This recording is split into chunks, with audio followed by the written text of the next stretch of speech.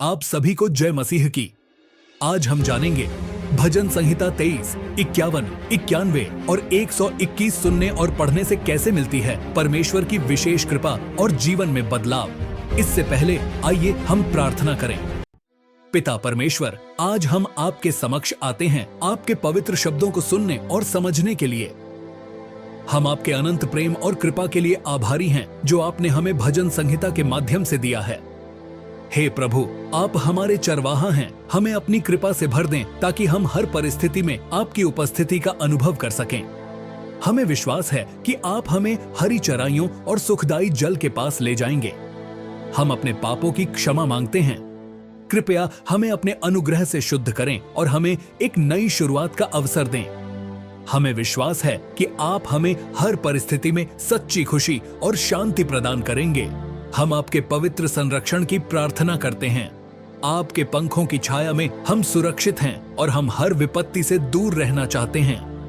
हम आपकी सहायता को देखते हैं। आप हमारे रक्षक हैं और हम विश्वास करते हैं कि आप हमारी हर परेशानी में हमारे साथ हैं।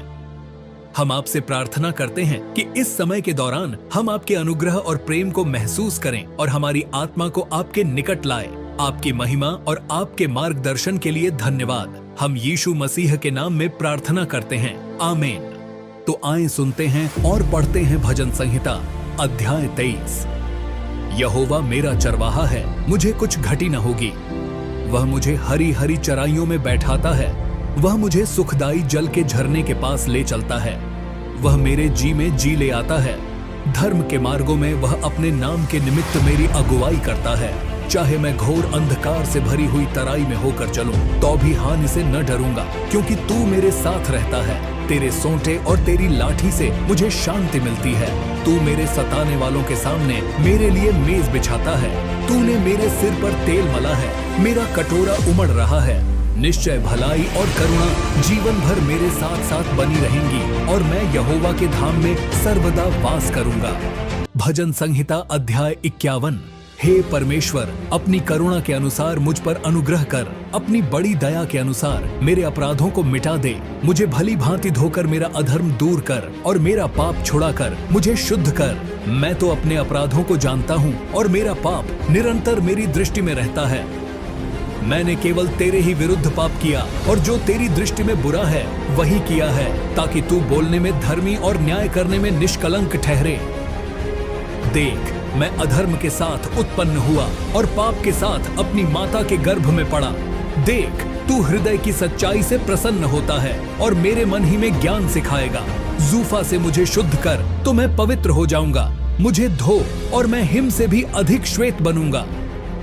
मुझे हर्ष और आनंद की बातें सुना, जिससे जो हड्डियां तूने तोड़ डाली हैं वे मग्न हो जाएं। अपना मुख मेरे पापों की ओर से फेर ले और मेरे सारे अधर्म के कामों को मिटा डाल।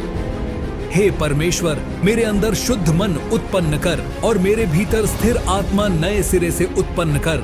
मुझे अपने सामने से निकाल न दे और अपने पवित्र आत्मा को मुझसे अलग न कर। अपने किए हुए उद्धार का हर्ष मुझे फिर से दे और उदार आत्मा देकर मुझे संभाल।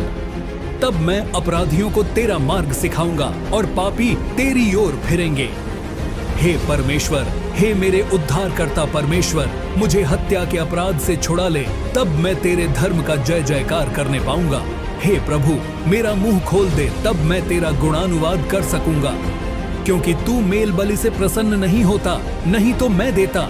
होम बलि से भी तू प्रसन्न नहीं होता। टूटा मन परमेश्वर के योग्य बलिदान है। हे परमेश्वर, तू टूटे और पिसे हुए मन को तुच्छ नहीं जानता। प्रसन्न होकर सिय्योन की भलाई कर, यरूशलेम की शहर पनाह को तू बना। तब तू धर्म के बलिदानों से अर्थात सर्वांग पशुओं के होम बलि से प्रसन्न होगा। तब लोग तेरी वेदी पर बैल चढ़ाएंगे। भजन संहिता अध्याय 91। जो परम प्रधान के छाए हुए स्थान में बैठा रहे, वह सर्वशक्तिमान की छाया में ठिकाना पाएगा। मैं यहोवा के विषय कहूंगा, वह मेरा शरण स्थान और गढ़ है। वह मेरा परमेश्वर है, मैं उस पर भरोसा रखूंगा। वह तुझे बहेलिये के जाल से और महामारी से बचाएगा। वह तुझे अपने पंखों की आड़ में ले लेगा और तू उसके परों के नीचे शरण पाएगा। उसकी सच्चाई तेरे लिए ढाल और झिलम ठहरेगी। तू न रात के भय से डरेगा और न उस तीर से जो दिन को उड़ता है, न उस मरी से जो अंधेरे में फैलती है और न उस महारोग से जो दिन दोपहरी में उजाड़ता है। तेरे निकट 1000 और तेरी दाहिनी ओर 10,000 गिरेंगे, परंतु वह तेरे पास न आएगा। परंतु तू अपनी आंखों से दृष्टि करेगा और दुष्टों के अंत को देखेगा।